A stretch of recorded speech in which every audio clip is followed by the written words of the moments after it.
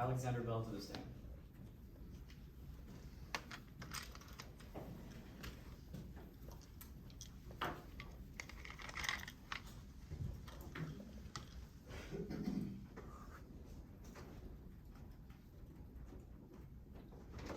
Whenever you're ready. Good evening, Sergeant Bell. Please introduce yourself to the jury. Good evening, my name is Sergeant Alexander Bell. Where are you employed?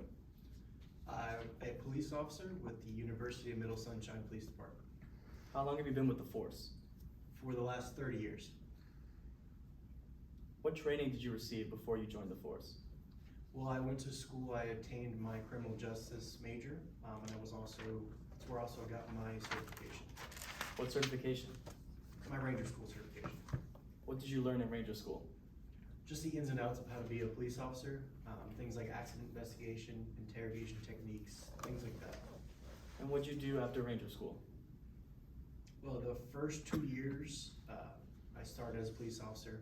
I was training with probably one of the most well-respected guys on the force. What did you learn during those 2 years? Just the ins and outs of, how it's kind of like on the job training, just how to be a police officer, how to conduct patrols, just keep the campus safe at all times. And what happened after? After 2 years, my department trusted me well enough to promote me to sergeant. What are your responsibilities as a sergeant? Well, I run a patrol of my own officers. I'm also responsible for patrolling the campus, making sure everybody's safe, and conducting investigations when needed. How do you conduct investigations? Sure, it's like a 3-step process. So first, you start with canvassing the area, kind of getting a sense for the environment. Second, you interview witnesses. And then third, you try to put it all together to see what happened that night, or in that incident. That's subject to change if there are injuries. How? Well, the injuries kind of changes priority, right? So if somebody's injured, the priority shifts to making sure whoever's injured is receiving the medical care that they need. Sergeant, I want to ask you about May 24th, 2019, the incident at the Zeta Lambda New House. Were you on duty that night? Yes, sir, I was. How did you learn of the incident? I received a call from dispatch. What did they tell you? There was an incident that occurred at the house of Zeta Nu. As soon as I got it, I turned on my sirens and headed straight over. Sergeant, have you ever been to Zeta Nu before the incident in question? I have on at least 2 occasions. Tell us about the first time. The first time was back when I was trying to get into the fraternity. I was back in college. Tried to get into fraternity. Zeta Nu was one that I was looking at. Didn't work out, but it was no big deal. I got into another one. Did that affect your investigation? No, not at all. Does that affect your testimony here today? No, my testimony is about my investigation. No Now- effect. Now tell us about the second incident. Objection, Your Honor. At this time, I would like to renew. This is the topic in which you reserved your ruling on. Okay. I'm gonna go ahead and take a sidebar so we can discuss this a little bit. Remind me of the arguments from pre-trial? Your Honor, the argument is, if I may proffer, that this witness will testify of a previous incident that occurred at the Zeta Lambda Nu fraternity house nearly 30 years ago. That incident is only similar in the sense that they had a makeshift pool in the backyard. The injury that occurred in that incident was a young man drowned. Here, Miss Denning died from trauma to her skull as a result of jumping from this lifeguard chair. The incidents themselves are not similar and therefore could severely prejudice the defendant in this matter. Okay. Plaintiffs, any last arguments before I make my ruling? Yes, Your Honor. The plaintiffs have the burden today of proving negligence, such as burden and causation, and this is very important to prove to prove breach and causation, because it shows that the lifeguard chair and the pool, the way the pool was built, Andre Dornberg learned from an agent who used to be an agent, his father, of the fraternity.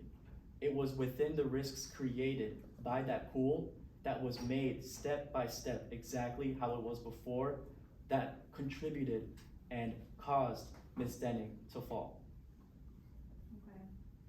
I just think it's a too far apart. We don't have enough facts from the first incident, but from what I understand, it sounds like a very different cause of death. So I'm going to sustain the objection and rule out any mention of this prior incident. Yes, Your Honor.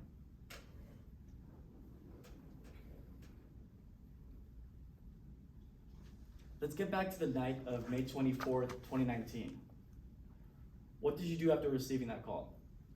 I headed straight to the house. When Attorney did you get house. there? Shortly after I received the call, I was on campus, so I got there pretty quickly. What happened when you arrived? When I arrived, I saw a group of young men huddled around what appeared to be a makeshift pool.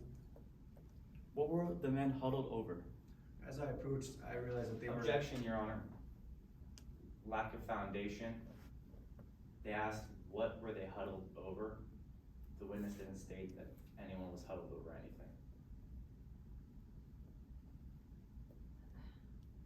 I see what you're getting at. I'm gonna overrule the objection. I think they're getting there, and it's vaguely implied in the question that when someone's huddled, so I'm gonna overrule the objection. What were they huddled over? As I approached, I realized that the group of young men were huddled over what appeared to be a lifeless body. What did you do after seeing, or rather, whose lifeless body was it? I came to learn that was Miss Kay Denning.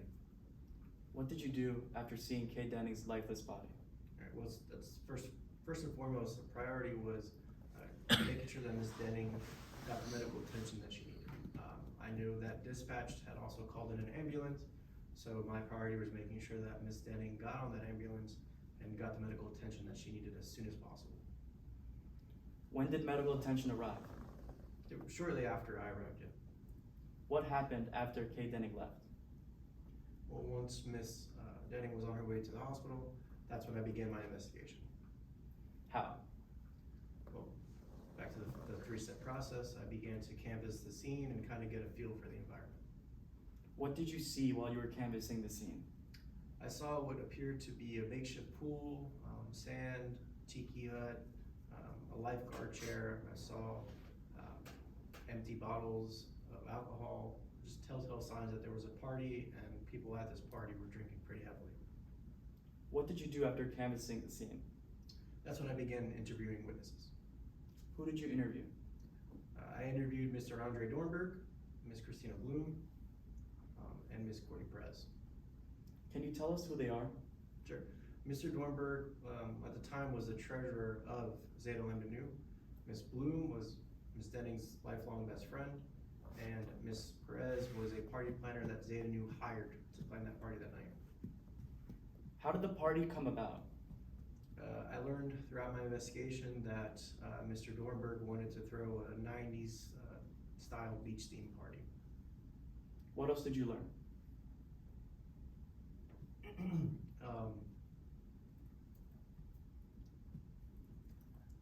When did Kay Denning arrive to the party? She arrived initially earlier in the night. Miss Perez didn't let her in.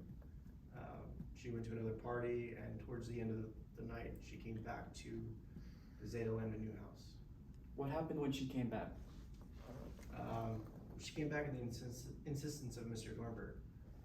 She came back, and there was kind of a bad idea gone wrong between the two. What do you mean?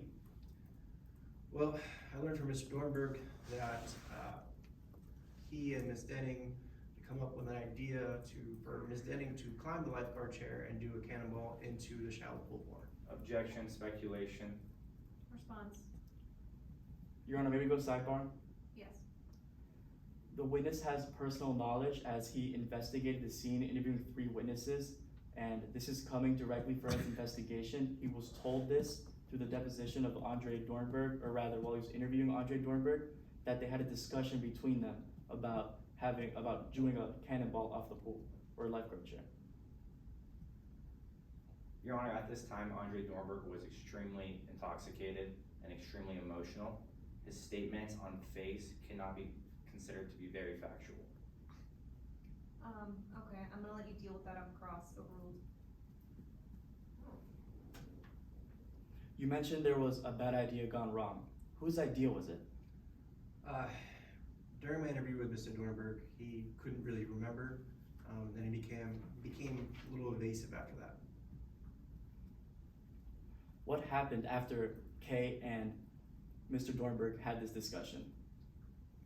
Shortly after the discussion, that's when Miss Denning climbed to the lifeguard chair and went to the bottom of the pool. Sergeant, while you were canvassing the scene, did you see any cones around the lifeguard chair? No, I did not. Did you see any caution tape? No, sir. Was there any warning sign? None that I saw, no. Was there anyone supervising the area in the pool? Not that I saw. Was there anything that physically prevented someone from climbing up that lifeguard chair? No, there wasn't. No further questions. Ross?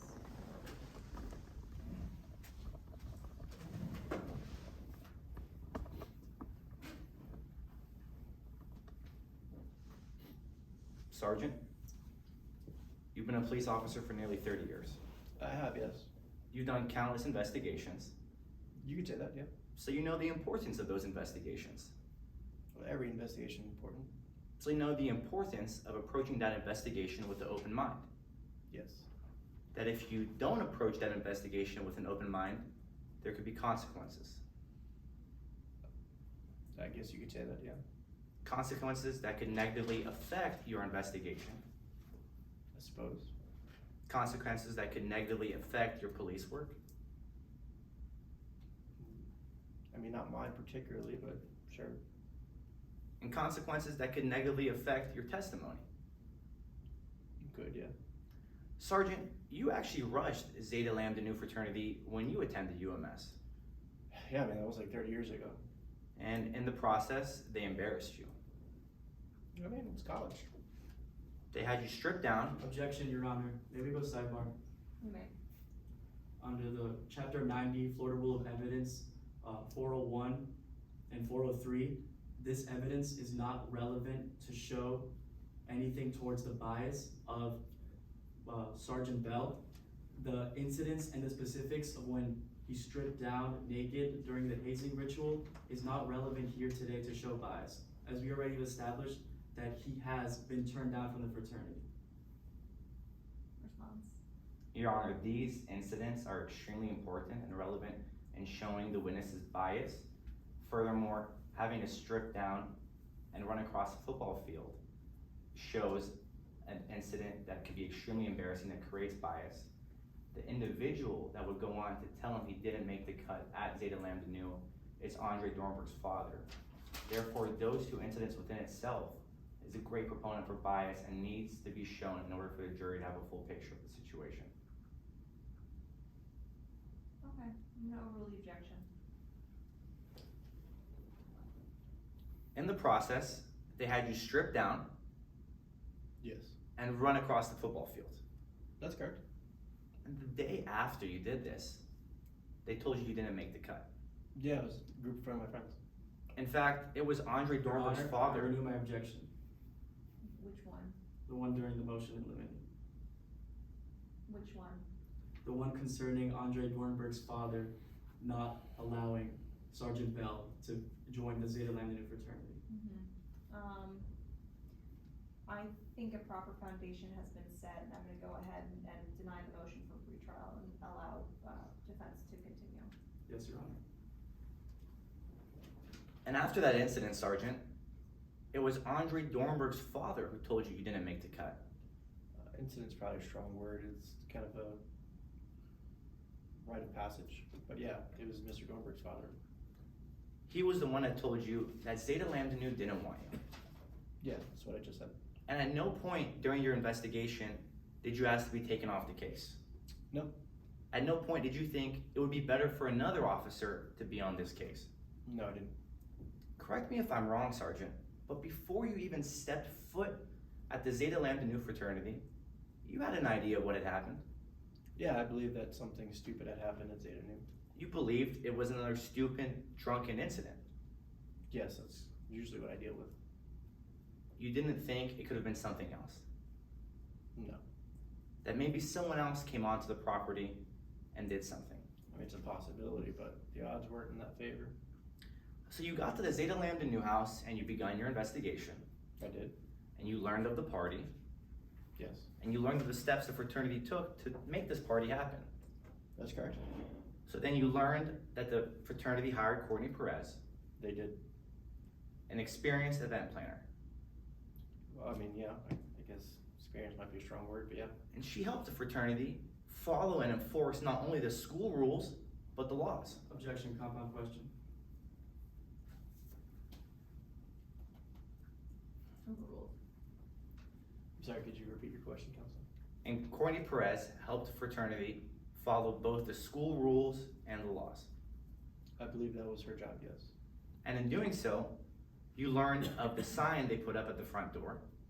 The must be 21 to enter, that's correct. Correct, and that sign was nearly 6 feet tall, wide. Just about, yeah. And so you must have learned of the invitations the fraternity sent out. I believe so. That specifically again stated you had to be 21 to come to this party. I believe that's what the invitation said, yes. But not only 21, you had to be in good standing with your sorority to come to this party. I'm not sure they were verifying standing, but that's what the invitation said. And so then you must know Courtney Perez wasn't just the event planner. I'm not sure what you mean by that. I'm sure in your investigation you learned that Courtney Perez actually worked the front door that night, Then yes. checking IDs, Yes, sir.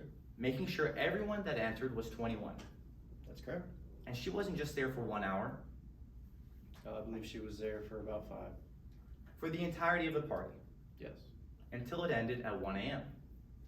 that's correct. And so then you know Courtney Perez denied Kay Denning entrance She did. because she didn't have an ID. Yes, And Kay Denning went to another party. she did, yes. And at that party, she had drinks. Yeah, I mean, it's a college town on Saturday night. She had shots. I believe so, yes. She smoked marijuana It's a possibility. and even ate a pot brownie. I believe so, yes. And after all of that, she made her way back to the Zeta Lambda Newhouse, That's correct. She was able to get it. the same place she was denied entrance earlier. Yeah, but now she's in. And so she marched through that shallow pool, no taller than 3 feet, Yeah, Objection, counsel testifying. Overruled. yeah, she walked through the water. where she reached that lifeguard chair. Yeah. And so she began to climb the lifeguard chair rung by rung, Yeah, like I said, it was an idea between Mr. Dornberg and herself. until she reached the top of that lifeguard chair. Yes. But no one forced her to climb that chair. No, like I said, it was an idea between Mr. Dornberg and Miss Denning. No one coerced her to climb that lifeguard chair. No? Those were her own actions. I mean, she was at the party on the insistence of Mr. Dornberg, but I guess you could say it was her own actions. And it was her own choice to jump off. I suppose. And so, Sergeant, as a part of your investigation, you reviewed the toxicology report. Yes, I had a blood sample drawn from Miss Denning. So you're aware Miss Denning's blood sample was greater than 0.08. Yes. It was actually over double that Over double. blood sample. It was double. It was double, yes. Yes. It was 0.19 when it was drawn. I believe that was the case. Thank you. No further questions.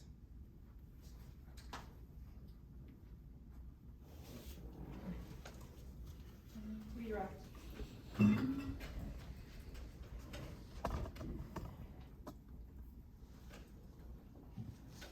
Sergeant Bell, how long ago did you rush the Zeta Lambda Nu fraternity?